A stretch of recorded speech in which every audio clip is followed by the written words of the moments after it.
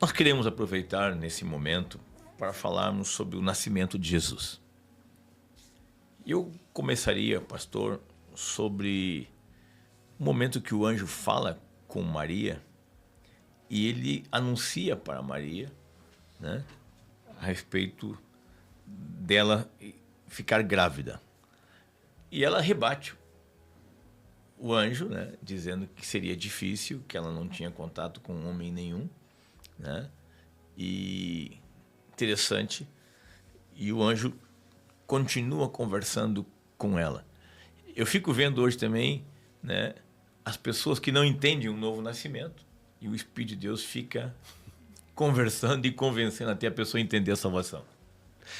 O Espírito Santo nos convence do pecado, do juízo e da justiça, e às vezes nossa forma de pensar, de agir, ela cria certas barreiras, mas o Espírito é a sua palavra, e a palavra do Senhor é o martelo que esmiuça a penha.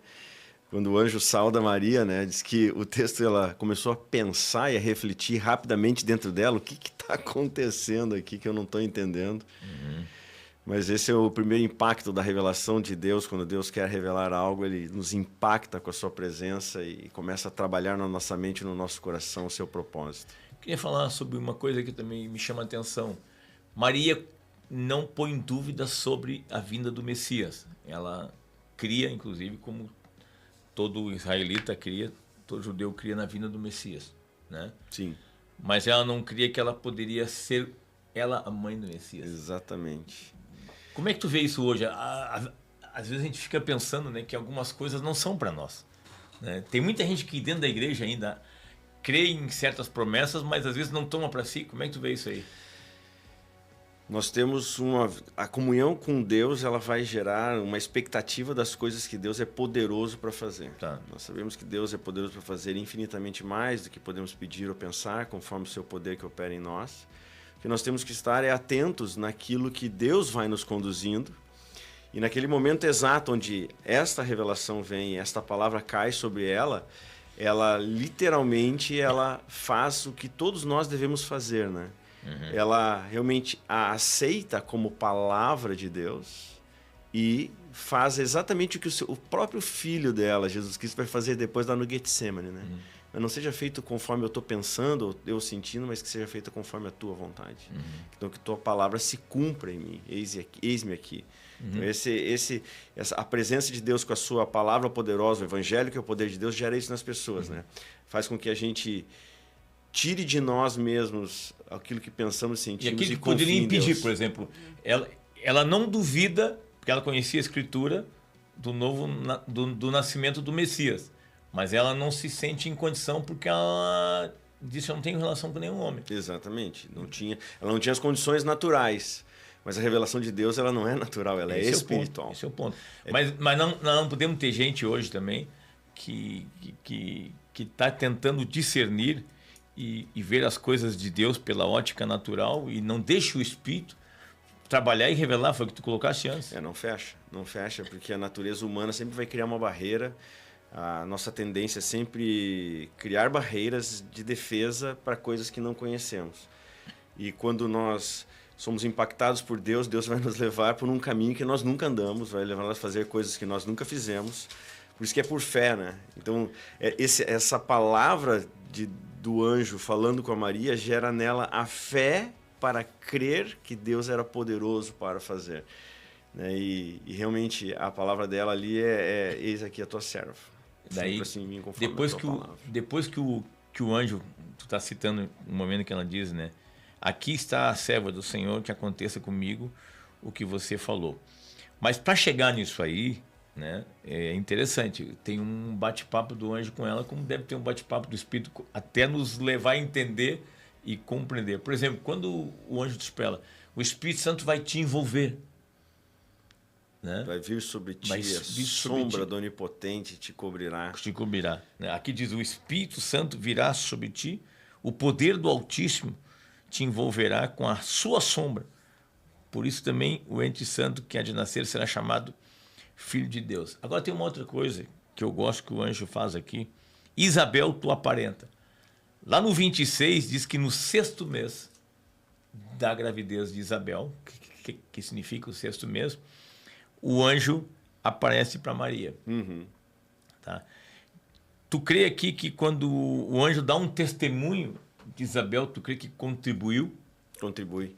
Porque ela conhecia e sabia que Isabel era estéril. Já é avançada em idade. Avançada em idade. E Isabel era uma serva de Deus. E Deus dá essa graça a ela de gerar João.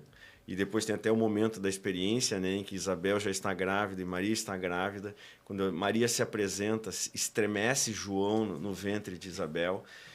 Então Deus vai conduzindo essa história de dois primos praticamente, né? Um ser um evangelista preparando o caminho e o outro sendo o Messias revelado. Sabe que existe esse lugar, né? Do momento é uma fonte. Do encontro das duas. Exatamente, eu fui lá. Existe lá, está na parede o canto de Maria, né? Minha alma engrandece o Senhor. Tem lá, em todos os idiomas. Ah, é bonito isso aí, cara. Bonito. Esse lugar lá é um lugar bonito. Eu sei que é um lugar bem... Eu fui 2 vezes nesse lugar, né? Eu achei interessante porque é um lugar que é autêntico. Realmente foi... É a história viva presente ali. Foi ali que aconteceu. Então, isso é o legal de Israel, né? A história viva está ali. Ali, né? Então as coisas aconteceram ali, o texto bíblico mostra que aconteceu ali e o lugar está lá. Mas o mesmo Senhor ainda reina lá e vai reinar para todo sempre. E reina em outro lugar. Mas é interessante essa questão que o anjo diz, Isabel, tu aparenta. O que eu vejo às vezes assim, o Espírito Santo está trabalhando conosco e permite também nós vermos um atuar do Espírito, um milagre numa outra pessoa, não para nós achar que é só para os outros, mas como exemplo, ó, se aconteceu com ela, fortaleça a tua fé, porque pode acontecer contigo também. Pode acontecer contigo também. E é importante a gente ser grato a Deus por ver o que acontece na vida dos outros e nunca ter aquela questão assim, aconteceu com ele, então eu sou menor, aconteceu com ele, não vai acontecer comigo. Não, Deus tem algo preparado para todos aqueles que o amam e Deus vai revelando isso à medida que o tempo vai passando. O que ele vai fazendo em nós é nos preparando para que a gente possa realmente desfrutar e permanecer nessa bênção ao longo de toda a vida. Sabe que esse texto falou muito comigo, porque Isabel, tu aparenta, né? O Senhor trabalhando com a nossa fragilidade, né? Aqui o Senhor amando Maria, né? Maria, Cíntia, ó, sabe a tua parente, aquela mais velha, tudo, que já não teria mais filho, já está grávida. Confia que eu fiz nela. Eu fiz nela. Eu vou fazer em ti. Confia, porque sou eu. Mas também, então, Rogério, quando as pessoas lerem a palavra de Deus, elas não podem tomar a Bíblia somente como um relato histórico. Aí que está. Nós podemos ler. A Bíblia é um livro histórico muito bonito.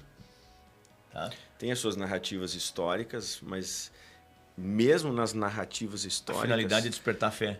Tudo é despertar a tua fé, tudo é fortalecer a tua fé, tudo é fortalecer na tua peregrinação, é te mostrar que, olha, Deus já fez assim com esse, Deus já fez aí. Porque às vezes estou numa situação que naquela época nem existia, a tua situação do dia de hoje pode nem existir naquela época, mas na palavra está ali como Deus fez para livrar, como Deus fez para curar, como Deus fez para libertar a pessoa e fazer a pessoa fortalecida.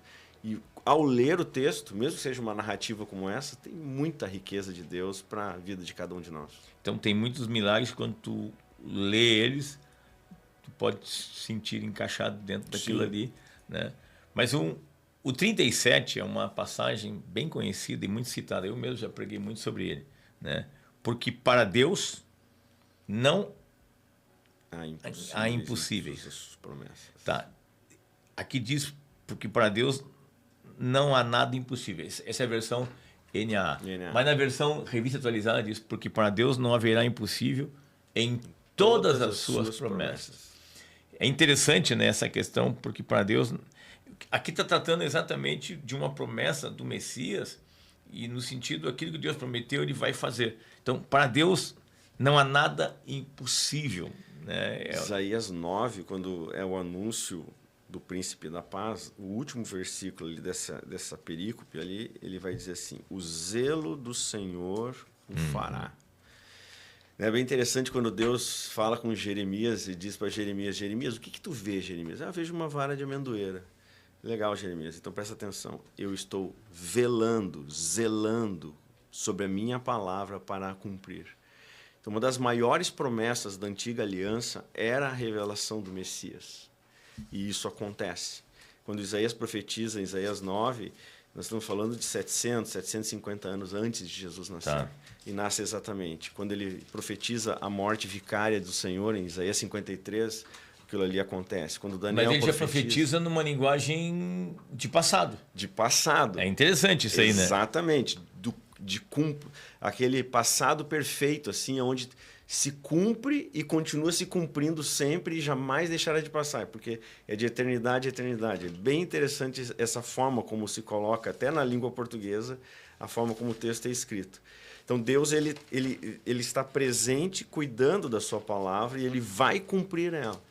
E é que nem no dia de hoje. Hoje a maior de todas as promessas de Deus é a volta do Senhor. E ele vai cumprir porque ele vela sobre isso, ele zela sobre isso para cumprir o seu propósito. Tu está colocando uma coisa que a fé é o nosso crer que Deus pode fazer. Exatamente. Mas muita gente, quando tu coloca para ele a respeito de tu ter fé, muitas pessoas ficam pensando que, cara, não vai ser fácil. Não vai ser fácil e muita gente pensa assim que ele precisa fazer algo. Não, nós precisamos é crer. Nós precisamos é entender. Quando coloca que a sombra Mas do que onipotente... fé eu vou ter que agir, eu vou ter que fazer algo acontecer. Não, a tua parte de fazer é praticar a verdade, amar a Deus, amar o teu próximo e permanecer naquilo que é o texto bíblico. Porque em nós não há poder de mudar circunstâncias, mas Deus é poderoso. Ele interfere na circunstância, ele muda a estrutura para abençoar não só aquela pessoa, porque, veja bem, não foi só Maria que foi abençoada. Quando Maria teve esse chamado de Deus, todo mundo que estava em volta dela e a próxima geração dela foi abençoada.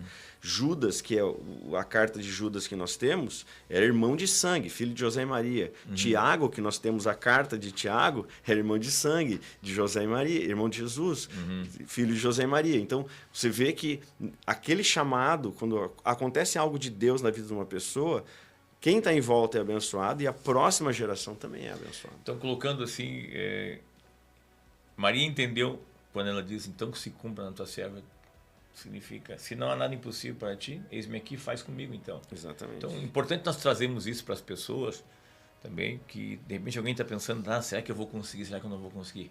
Fé não é se tu vai conseguir ou não. Fé é tu crer que Deus pode fazer. Exatamente, é ter a plena confiança de que Deus é poderoso para fazer. É óbvio que às vezes eu posso estar querendo uma coisa que Deus não quer para mim, óbvio, mas o próprio Espírito vai trabalhar em ti. Maria no início ficou temerosa, ficou começando a pensar o que está acontecendo aqui, e talvez uma ideia assim até de não... Mas daí o anjo foi falando com ela e foi trabalhando o coração. Então Deus vai usando as circunstâncias também. E é que nem tu citou Isabel, né? Ele citou Isabel para quebrar o gelo. Falou, olha Isabel. Aconteceu com Isabel. Então vai acontecer contigo. Só que Isabel aconteceu por um meio bênção de Deus, por intercurso natural. Tu vai ser diferente. Tu vai ser bênção de Deus, mas tudo que vai acontecer contigo é sobrenatural, não é nada natural, pois em ti será gerado o Filho de Deus, 100% homem, 100% Deus, o Messias, o Salvador. Nós levamos o assunto para um lado que eu acho que é interessante a pessoa entender a questão das coisas acontecerem por ato divino. Que fé se aproxima de Deus, te faz receber de Deus o que Ele pode fazer. Filipenses 2:12 diz assim, meus amados, como vocês sempre obedeceram não só na minha presença, porém muito mais agora na minha ausência, desenvolva a salvação com temor e tremor, porque Deus é quem efetua em vocês tanto o querer como realizar segundo a sua boa vontade. Que o apóstolo está dizendo? Vocês vão desenvolver a salvação, mas isso aí é se voltando, se sujeitando a Deus, porque é Deus quem vai efetuar. Às vezes a pessoa pensa assim, não, eu quis porque partiu de mim. Não, tu quis porque tu foi convencido pelo Espírito. O Espírito Santo te convenceu. Então, o querer e o efetuar é uma ação de Deus.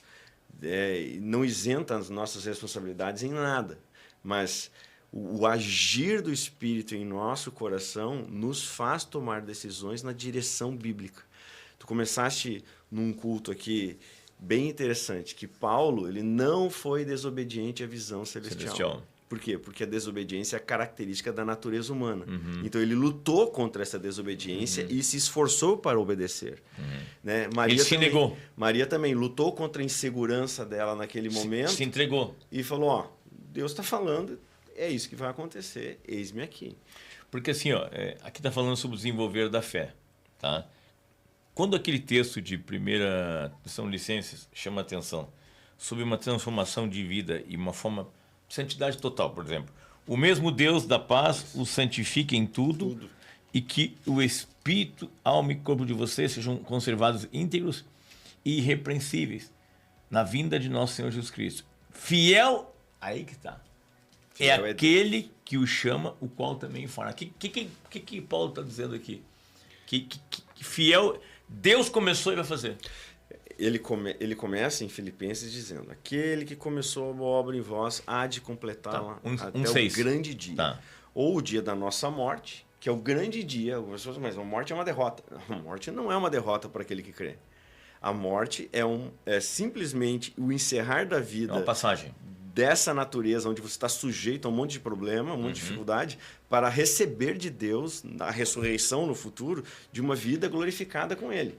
Então, a morte para nós não é uma derrota. Tanto que Paulo não trata a morte como morte. Para os cristãos, eles dormem. Porque é no abrir e fechar de olhos. Você dorme, fecha os olhos, você abre os olhos na eternidade, contemplando a eternidade. Então, essa é a glória de Deus. Agora, esse agir de Deus é um agir que o Espírito Santo te pega aonde você está e ele vai moldando a tua vida, teu coração, tua mente, até levar no ponto aonde ele quer, que é santificação plena. E aí nós temos que nos sujeitar a Deus para não resistir ao Espírito, não entristecer o Espírito na caminhada e deixar de desfrutar de coisas que são maravilhosas para nós, inclusive nessa Para que ele possa efetuar, porque aqui deixa claro, né? Começa dizendo, né? O meu Deus, né? O mesmo Deus da paz o santifique em tudo. É Deus quem vai operar. E diz depois aqui, e ele é fiel para transformar vocês num todo. Por que ele diz que ele é fiel? Porque se ele te chamou a essa salvação, ele não vai te abandonar. Jesus mesmo disse, aquele que vem a mim, de maneira nenhuma o lançarei fora.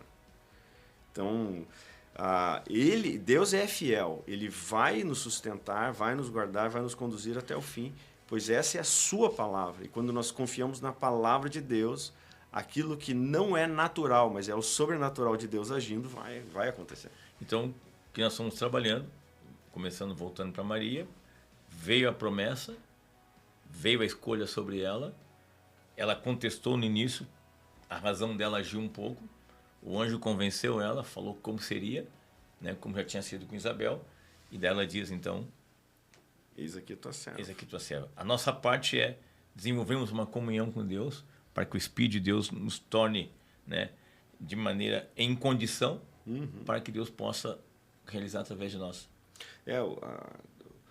É tanto querer quanto efetuar vem pela ação de Deus. Nossa parte na história é, óbvio, com responsabilidade em tudo que fazemos, nós somos responsáveis pelas nossas palavras, atitudes, mas tudo que falarmos, tudo que fizermos, tudo que comermos, tudo que bebermos, devemos em nome de Jesus e para a glória de Deus. Então, o Deus que promete, ele é fiel e realiza. Bom, nós vamos voltar em outro momento.